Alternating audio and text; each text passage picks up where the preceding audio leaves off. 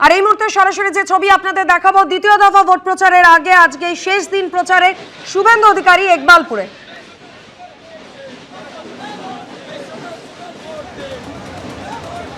অরিত্রিক ভট্টাচার্য সরাসরি আমাদের সঙ্গে রয়েছেন। অরিত্রিক, হ্যাঁ দেখো, একেবারে শেষ দফার প্রচার। শুভেন্দু অধিকারী এসছেন, সঙ্গে ঢাক ঢোল এবং একটি ডেমো ব্যালটও রয়েছে তার কাছে, এবং যেটা দিয়ে ইভিএম মেশিন, যেটা দিয়ে উনি লোকজনের কাছে যাচ্ছেন, দেখিয়ে দিচ্ছেন তার নাম কত নম্বরে রয়েছে, এবং সেইভাবেই কিন্তু এই মুহূর্তে শুভেন্দু অধিকারী প্রচার চালাচ্ছেন। ভবানীপুর বিধানসভা ৭৭ নম্বর ওয়ার্ডে এই মুহূর্তে তিনি রয়েছেন। শেষ দিনের প্রচারের জন্য ৭৭ নম্বর ওয়ার্ডের জনসংযোগকে শুভেন্দু অধিকারী বেছে নিয়েছেন। তিনি একেবারেই কোনো আলাদা করে রোড শো ঠিক নয়, যদিও ঢাক ঢোল মিলিয়ে সব রকম ব্যবস্থাপনাই রয়েছে, তবে প্রচার হচ্ছে নিবিড় প্রচার, এবং সেই মতো কিন্তু শুভেন্দু অধিকারী এই মুহূর্তে আমরা দেখতে পাচ্ছি যে ভবানীপুর বিধানসভা ৭৭ নম্বর ওয়ার্ডে যে অংশ দিয়ে যাচ্ছেন চিড়িয়াখানার একদম পাশের গলি, এবং সেখানে প্রচুর ছোট ছোট বাড়ি এবং দোকান রয়েছে।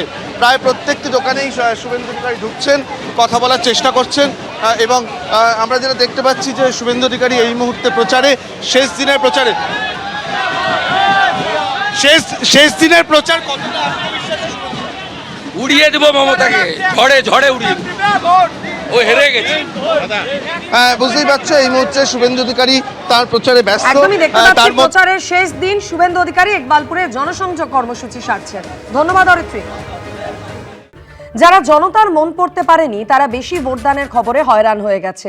দ্বিতীয় দফার ভোট প্রচারে রাজ্যে এসে তৃণমূলকে এভাবেই নিশানা করলেন প্রধানমন্ত্রী।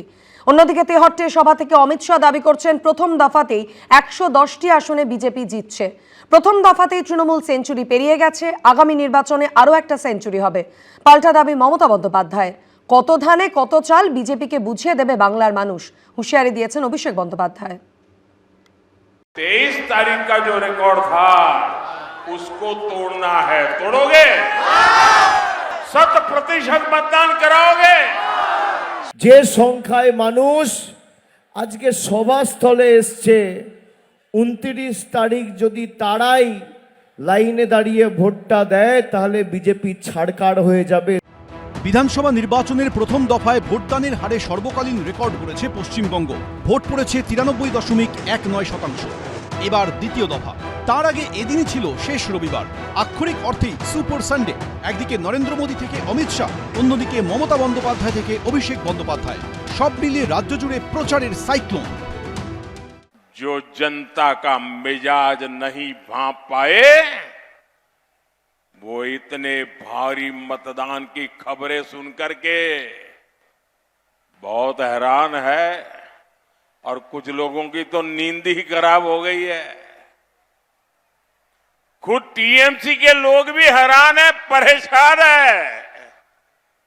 उन्होंने सोचा भी नहीं था कि इतनी बड़ी संख्या में लोग वोट डालने के लिए निकलेंगे। तृणमूल आ रहा है, तृणमूल जीत रहा है, हम जीतेंगे, आप जीतेंगे, बांग्ला जीतेंगे और बीजेपी को शून्य बनाएंगे, और बांग्ला जीतने के बाद दिल्ली में उसको राजनीति में खत्म कर देंगे। এদিন নদিয়ার তেহট্ট ও রানাঘাটে সভা করেন কেন্দ্রীয় স্বরাষ্ট্রমন্ত্রী।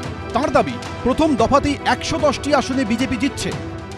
पहले चरण में बंगाल के मतदाताओं ने दीदी का सुपड़ा साफ कर दिया। पहले चरण में 150 में से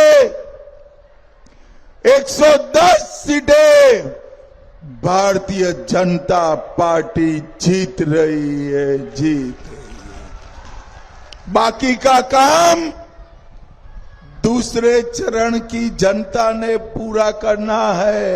जो पहले दफा इलेक्शन हुआ हम सेंचुरी पार कर दिया, और आने वाला चुनाव में भी हम और एक सेंचुरी पार करेंगे। এদিন ফের একবার তৃণমূলের আমলে মহা জঙ্গল রাজের অভিযোগ তোলেন প্রধানমন্ত্রী। नेताजी सुभाष चंद्र बोस ने कहा था, तुम मुझे खून दो मैं तुम्हें आजादी दूंगा। आप हमें आशीर्वाद दीजिए, अपना वोट दीजिए, हम आपको टीएमसी से आजादी दिलाएंगे। आजादी टीएमसी के महाजंगल राज से, आजादी टीएमसी के भय से, आजादी टीएमसी के भ्रष्टाचार से।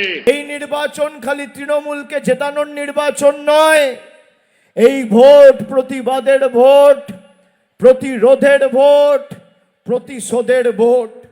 কত ধানে কত চাল বাংলার মানুষ বুঝিয়ে দেবে। আমায় কিচ্ছু করতে হবে না। আমাদের ভদ্রতা, আমাদের সৌজন্যতা আমাদের দুর্বলতা নয়। এদিনও মোদির মুখে শোনা যায় সিন্ডিকেট নিয়ে আক্রমণ। 15 साल पहले टीएमसी मां, माटी और मानुष की बातें करके सत्ता में आई थी, लेकिन अब इनके मुंह से मां, माटी और मानुष ये शब्द तक नहीं निकलते। टीएमसी की निर्ममता ने मां को रुला दिया, माटी को सिंडिकेट और घुसपैठियों के हवाले कर दिया और बंगाल के मानुष को पलायन के लिए मजबूर कर दिया। মা মাটি মানুষ তৃণমূলের এটা একটা অভিমুখ, অগ্রাধিকার, এবং মা মাটি মানুষ বাংলায় ঠিকঠাক আছেন বলেই তাদের আশীর্বাদে শুভেচ্ছায় তৃণমূল কংগ্রেস মমতা বন্দ্যোপাধ্যায় বারবার, এবার চতুর্থবার আবার সরকার গড়বেন। সারা ভারতবর্ষের মায়েরা কাঁদছেন এবং সারা ভারতবর্ষের মানুষ তারা চরম আর্থিক চাপ এবং বিপন্নতা রয়েছেন। প্রথম দফায় ভোট শেষ, বাকি দ্বিতীয় দফা। ফল প্রকাশ আগামী 4 মে। সেদিনই স্পষ্ট হয়ে যাবে বাংলার মসনদে বসছে কোন দল। প্রদ্যোৎ সরকার, সোমনাথ মিত্র, রানা দাস, এবিপি আনন্দ। এবিপি আনন্দ, এগিয়ে থাকে, এগিয়ে রাখে।